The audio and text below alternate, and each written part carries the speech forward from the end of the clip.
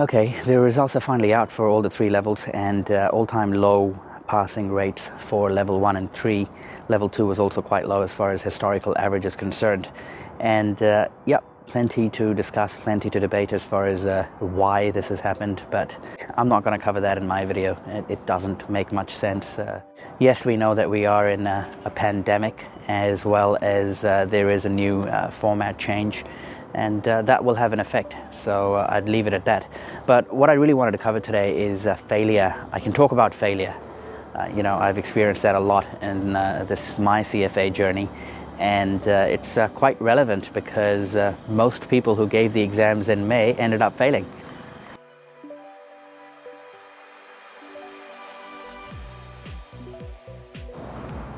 When people fail, there's obviously a negative emotion associated with it. As far as CFA is concerned, it's your race to the finish that is now going to take longer, you know. And look, there's no harm in failing, and I know that it is hard, especially if you failed for the first time. In your academic career, you may have never failed. You may have always been an A student or an A+ student.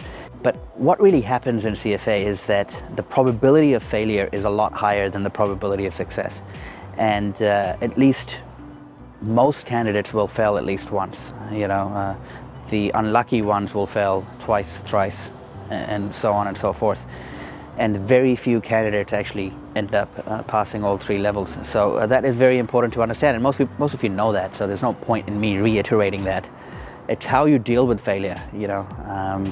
I always feel that, yes, you can analyze the passing rates as much as you want, but a candidate who has appeared for the exams has a fair idea of how they performed.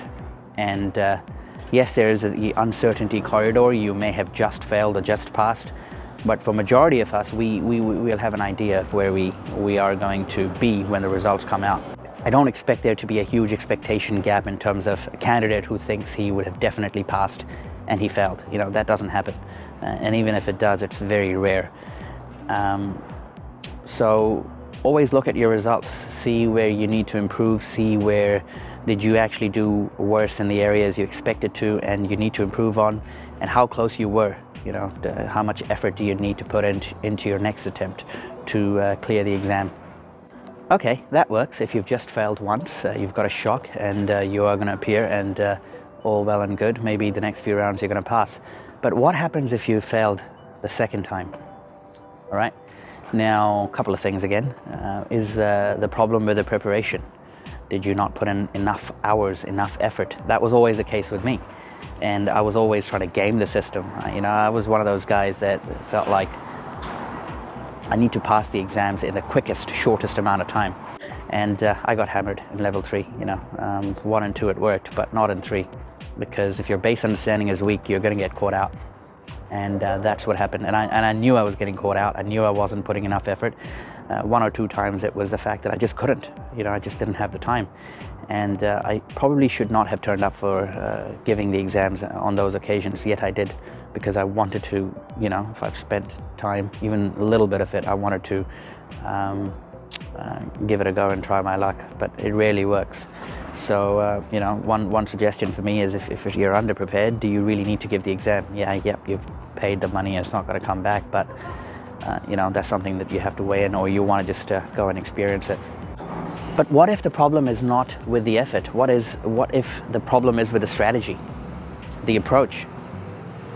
Can you change your approach? Now that's the hard part. You know, if you have failed again, how sure are you that this program is for you and that you will go back in there again and do better? And I think that's where the challenge lies. It's how determined you are, how motivated you are. And personally speaking, you know, the fact that I failed so many times, and it kind of really started building up into my mind, I have to clear this, and I know I can. Obviously there were doubts that kind of thought I've maxed out as far as my potential is concerned, but that was the drive. You know, I had to prove to myself that this is in my reach, I can do it, and I want to peak as far as potential is concerned. You know, there are very rare opportunities, especially if you're in the finance sector or industry. At work, you don't have pressure. You have different sorts of pressure that is sustained, it builds over time. but you don't have pressure where you're in a competitive environment and there are thousands of other candidates giving the same exam and you have to beat them. You know, that pressure doesn't come in the workforce. And I wanted to go through it. I hadn't had the challenge in university, in school. Yeah, there were a small challenge, but not at this scale. And I wanted to prove to myself that even though I'm older now, I can still throw in a punch as far as my performance is concerned. And that was my motivating factor, other than obviously the knowledge and the fact that it's going to add value to my career. And you got to find your reason, you got to find your motivation. You know, the fact that you fail, I think, makes you a bit more focused and motivated. It should. If it doesn't, then I don't think there's much point in turning up again. If I had passed level 3 in my first attempt, and I was a band 8 at the time, when there was banding available, I had put in about 130, 140 hours, I think. If I had passed in that attempt, you know, I may have cleared CFA a lot earlier, but the attitude that I would have carried towards life would have been very different. You know, the fact that I would have just probably been more arrogant, probably have been more cocky as far as looking at others is concerned, as far as looking at myself is concerned. You know, I would have probably been not right. So the fact that I failed a few times and decided not to take shortcuts, you know, I think that was a blessing in disguise for me. And my approach towards life is a lot different now. And yeah, so I still, you know, try to find positives in all the time that I lost, but most of it was self-inflicted. Hopefully that situation is not there for you, and most of you pass, you know, in your second or third attempts. But I just wanted to lay that out, that don't get too bogged down just because you have failed. You know, it's how you come back stronger. It's all about endurance and how you can prove yourself wrong by performing a lot better and trying to reach your maximum capacity. If you think you've reached your maximum capacity and still you don't pass, then it's probably a matter of you know, getting help from prep providers and professors that you are aware of, and maybe they can guide you a little bit better. That's my understanding. But other than that, you know, always try to see what you can do and how you can influence and be in that position where you dictate terms, as opposed to, you know, thinking that the Institute is doing different things and mucking around with passing rates, because I truly believe that the Institute has its heart in the right place, and it's not there to disadvantage anybody. That's really it for today. I'd leave it at that. And for those of you who have passed, congratulations and well done. You know, it's a big achievement. And I passed 6 months ago. The feeling was primarily of relief. It's out of the way. There was no joy.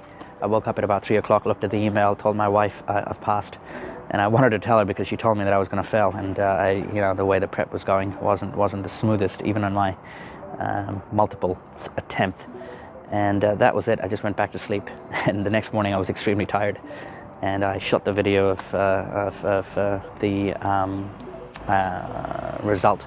So yeah, you know, I hope you guys are relieved too, and ecstatic about passing. That's really it for this video, and I'll see you guys in the next one.